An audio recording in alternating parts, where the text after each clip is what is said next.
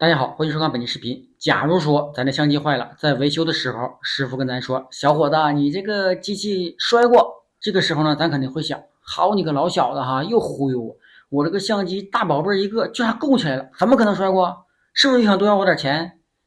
其实有的时候可能不是这种情况。为什么会这样？因为你认为的摔过，可能跟师傅认为的摔过不是一回事儿。首先，我们来看一下你认为的摔过。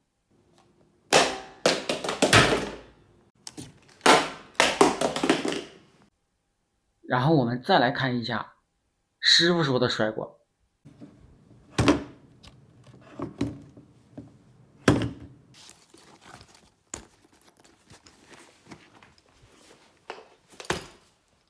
怎么样？是不是一回事儿？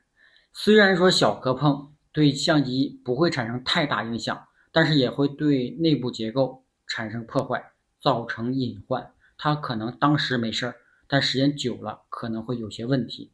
单反无所谓，尤其是微单。那今天这个案例，我给大家带来一个索尼的A7M3，这个故障我们已经修过很多了，但是在修之前跟客户沟通的时候，大家全部否认这台机器摔过。但是当我们把机器拆开给他看故障点的时候，可以说是全部懵逼了，一个个都陷入了深深的沉思。在沉思什么呢？想这机器有可能是什么时候摔的。然后我总结了一下，一会儿分享给大家。我们先来看一下这台机器。我们来看一下这台 A7M3，我们先试一下它的故障。机器开机以后，基本功能是正常的，我们拍照都没有问题，但是有一点杂音。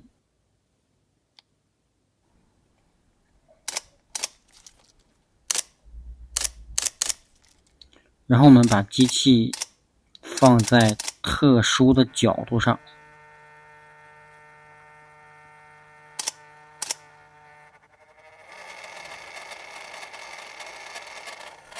机器在响的同时，可以明显感觉到机身在震动。索尼的微单能够产生异响和震动的地方，也就是 CMOS 或者防抖组。我们把它拆开来看一下故障点。这个机器的拆装视频很多，我就不给大家详细展示了，直接我们看故障点。我们拆下防抖组，然后来观察一下固定 CMOS 的3颗螺丝，这个角已经断了，已经裂开了。其他2个角的螺丝也已经全部松动了。用手推动防抖组，感觉防抖组的运动还是比较顺滑的，不卡顿，说明防抖组应该是没有问题。那我们就把这个 CMOS 给它固定好，问题就应该可以解决。它这个摔的不严重，只坏了1个角，有的摔的严重的3个角都断了。1个角不能固定， CMOS 就会有间隙，用久了以后，其他2个螺丝就跟着松动了。我们现在要做的就是把这个角给它调平，然后再把 CMOS 给它固定好，全部装好，我们再来看一下效果。开机以后，我们还是刚才的那个角度，然后拍照进行测试，没有再出现异响，问题应该是解决了。我碰到的案例当中，有的是经常背着相机包跑跳，剧烈运动，有的是把相机包经常放在车的后备箱里，还有一个是把相机放在了车的座位上，一个急刹，相机摔到了地板上。总结了一下，就是在不开机的情况下，你轻点晃悠它就应该没事儿。